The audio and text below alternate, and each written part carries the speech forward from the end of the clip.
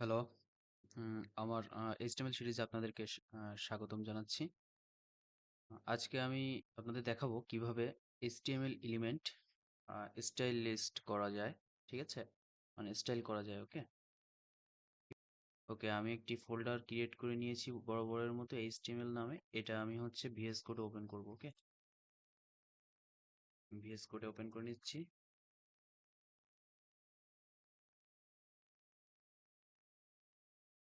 দেখতে পাচ্ছেন আমার VS কোড ওপেন হয়ে গিয়েছে। এখানে আমি একটি HTML নামে যে ফোল্ডারটা ক্রিয়েট করছিলাম, সেই ফোল্ডারের নাম এখানে শো করছে।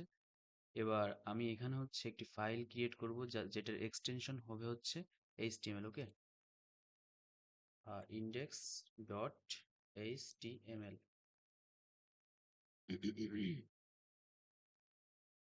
আমি আপনাদের একদম বেসিক থেকে দেখাবো কিভাবে আমরা বড় মতো HTML কোড লিখতে গেলে প্রথমে আমরা লিখি হচ্ছে HTML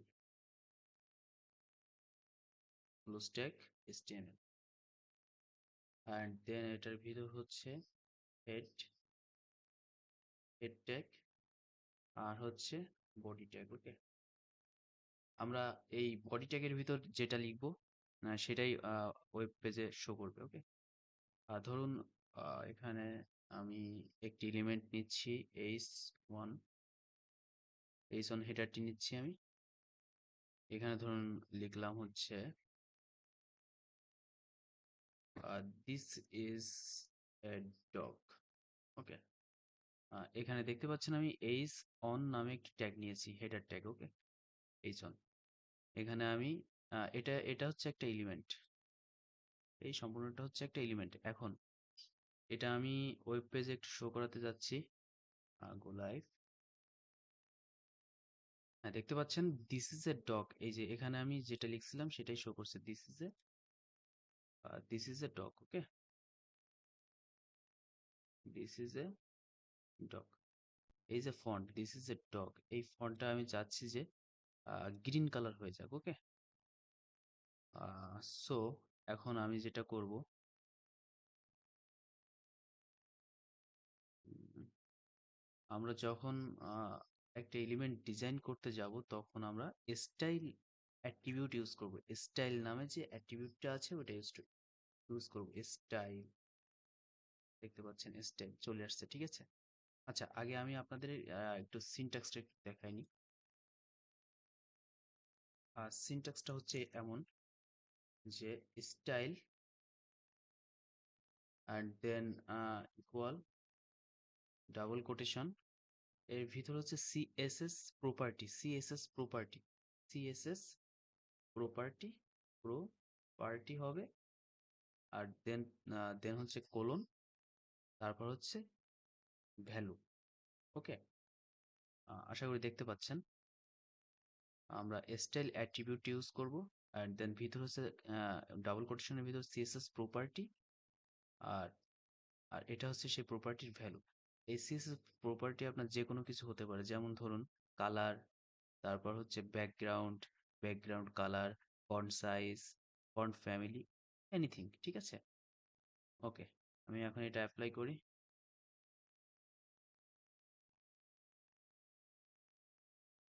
এই যে এলিমেন্টের ভিতরে আমরা হচ্ছে স্টাইল ট্যাগটি লিখবো, অ্যাট্রিবিউট।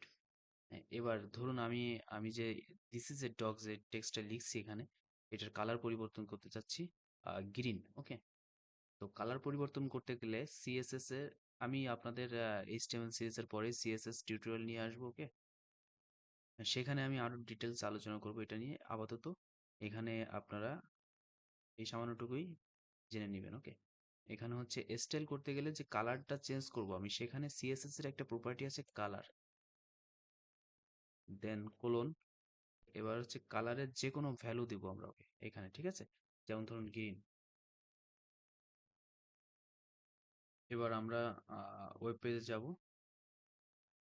দেখেন গ্রিন হয়ে গেছে, দেখছেন? টেক্সট গ্রিন হয়ে গেছে। এখন ধরুন আমরা চাচ্ছি যে এই যে টেক্সটটা এটা আমরা এখানে না রেখে এই মিড পয়েন্টে নিয়ে নিয়ে আসবো, ওকে? তো মিড পয়েন্টে নিয়ে আসার জন্য সিএসএস এ একটি প্রপার্টি আছে, সেটা হচ্ছে টেক্সট অ্যালাইন। টেক্সট অ্যালাইন ধরুন স্টাইল, এই যে কালার, এটা আমি হচ্ছে, হ্যাঁ,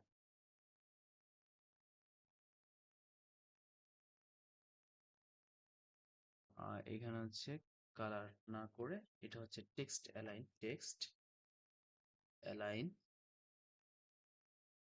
অবশ্যই আমি এখানে স্পেলিং মিস্টেক করতে যাচ্ছি না। টেক্সট অ্যালাইন সেন্টার, দেখেন টেক্সট অ্যালাইন সেন্টার দিয়ে দিছি। ওকে, এখন দেখেন টেক্সটটা সেন্টার চলে আসছে।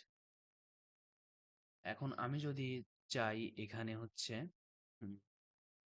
সাপোজ ধরেন এটার ব্যাকগ্রাউন্ড চেঞ্জ করতে যাচ্ছি, দিস ইজ এ ডগ, এটার ব্যাকগ্রাউন্ডে একটা কালার দিতে যাচ্ছি, তখন সিএসএস একটা প্রপার্টি আছে যেটার নাম হচ্ছে ব্যাকগ্রাউন্ড কালার। ওকে, ব্যাকগ্রাউন্ড কালার।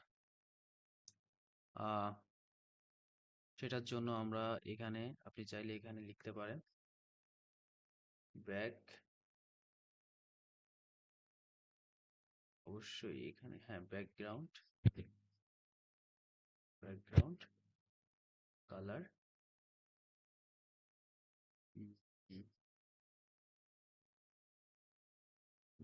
রেড। ওকে, রেড। আচ্ছা, আমি অবশ্যই এখানে এটা লিখবো না, এটা হচ্ছে, এটা হচ্ছে এইভাবে। এবার ঠিক আছে, ব্যাকগ্রাউন্ড কালার। ওকে, এবার দেখেন আমরা এখানে হচ্ছে দিস ইজ এ ডগ, যে টেক্সটটা, এটার ব্যাকগ্রাউন্ড আমরা রেড করে নিয়েছি। এখন এখানে আমরা যাচ্ছি যে দিস ইজ এ ডগ, লক্ষ্য করলে দেখবে যে এটা হচ্ছে কালো, ব্ল্যাক ব্ল্যাক দেখা যাচ্ছে। ওকে, এটা আমরা হোয়াইট করতে চাচ্ছি। ঠিক আছে, এখন হোয়াইট করতে গেলে এই যে ফন্ট, এই যে ফন্ট,